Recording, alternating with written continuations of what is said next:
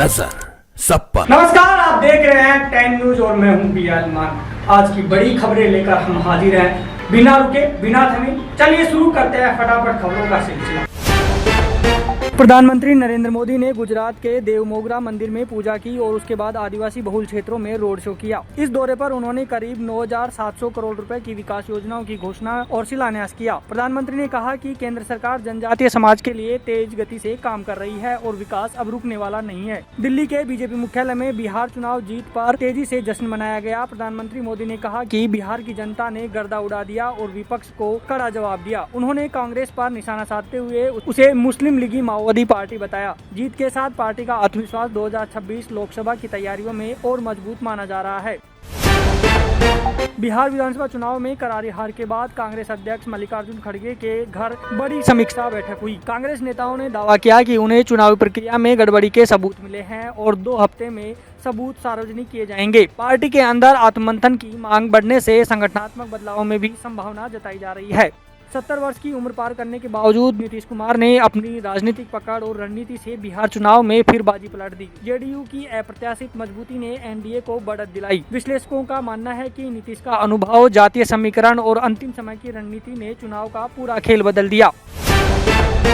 नेपाल, बांग्लादेश, भूटान, श्रीलंका और मालदीव जैसे पड़ोसी देशों ने अब सस्ती प्रिंटिंग लागत के कारण चीन से करेंसी नोट छपवाना शुरू कर दिया है। इससे पश्चिमी देशों, खासकर अमेरिका और ब्रिटेन की करेंसी प्रिंटिंग इंडस्ट्री पर बड़ा असर पड़ रहा है। विशेषज्ञ इसे एशिया में चीन के बढ़ते आर्थिक प्रभाव के रूप में देख रहे हैं। अमेरिकी राष्ट्रपति ट्रंप ने बढ़ती महंगाई के दबाव में बीफ, कॉफी, कोको और ट्रॉपिकल फलों पर लगाए गए आयात शुल्क हटाने का फैसला किया है। इससे अमेरिकी बाजार में दाम कम हो सकते हैं और उपभोक्ताओं को राहत मिलेगी। विशेषज्ञों का कहना है कि यह कदम आर्थिक रणनीति से जुड़ा है, न कि व्यापारिक नरमी का संकेत।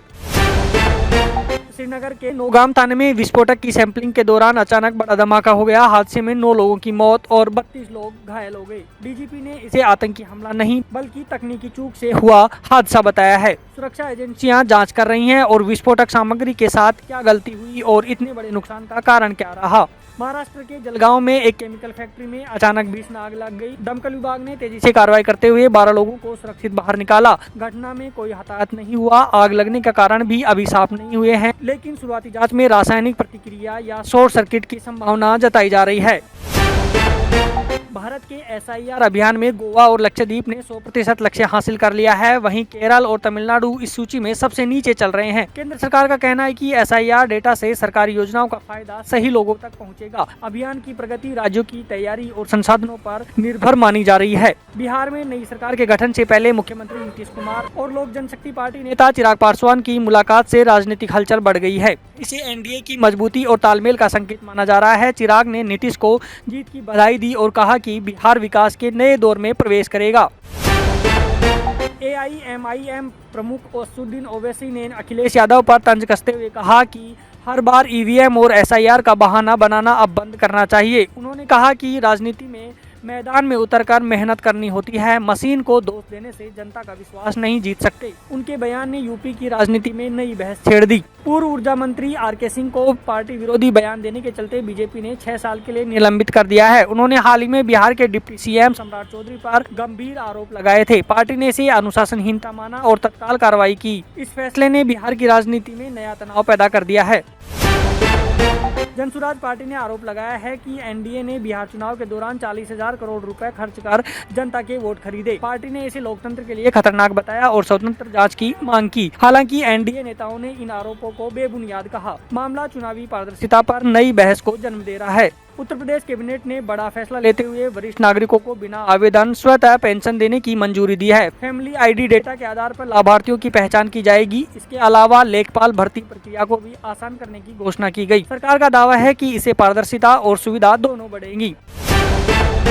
जयपुर में आयोजित विशेष कार्यक्रम में आरएसएस प्रमुख मोहन भागवत ने वैश्विक परिस्थितियों और भारत की भूमिका पर विस्तृत विचार रखे। उन्होंने एकात्म मानव दर्शन को आज की दुनिया के लिए मार्गदर्शक बताया। भागवत ने कहा कि समाज को जोड़ने, सेवा बढ़ाने और सांस्कृतिक मूल्यों को मजबूत करने की जरूरत है। कार्यक्रम में भारी संख्या में लोग शामिल हुए। धीरेन्द्र शास्त्री की सनातन पदयात्रा में हजारों लोग शामिल हुए। इस यात्रा में जया किशोरी और अभिनेत्री शिल्पा शेट्टी की मौजूदगी ने कार्यक्रम को और सुर्खियों में ला दिया। यात्रा के दौरान धर्म, सामाजिक एकता और संस्कार का संदेश संदेश दिए गए। आयोजकों ने कहा कि यह यात्रा समाज को जोड़ने और सकारात्मक ऊर्जा फैलाने का माध्यम है।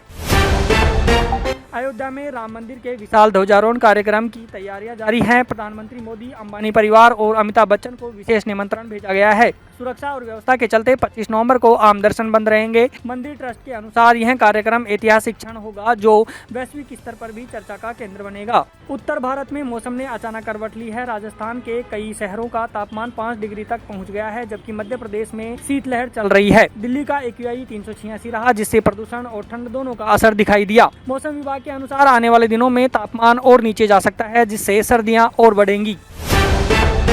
IPL 2026 के लिए टीमों के बीच बड़े ट्रेड हुए हैं। संजू सैमसन अब CSK की ओर से खेलेंगे, जबकि रविंद्र जडेजा और सैम करन राजस्थान रॉयल्स का हिस्सा बनेंगे। मोहम्मद शमी को लखनऊ सुपर जॉयंट को सौंप दिया गया है। इन बदलावों से नई टीम संरचनाएं रोमांचक होंगी और टूर्नामेंट का संतुलन पूरी तरह बदल सकता है। रणबीर कपूर, करीना कपूर और कपूर परिवार की मस्ती भरी झलक वाले शो डाइनिंग विद कपूर का ट्रेलर रिलीज होते ही वायरल हो गया है। फैंस को इसका फॉर्मेट मजेदार लगा, लेकिन आलिया भट्ट की गैर मौजूदगी ने सोशल मीडिया पर सवाल खड़े कर दिए हैं। शो परिवार, बातचीत और हल्के मनोरंजन का मिश्रण पेश करता है। तो ये थी आज की सभी बड़ी और जरूरी खबरें तेज रफ्तार में। अगर आप देश दुनिया की हर हलचल से अपडेट रहना चाहते हैं तो जुड़िए 10 न्यूज के साथ। मैं हूं BL मान, मिलेंगे फिर एक और बुलेटिन में। तब तक के लिए मुझे दीजिए इजाजत। जय हिंद। नजर सब पर।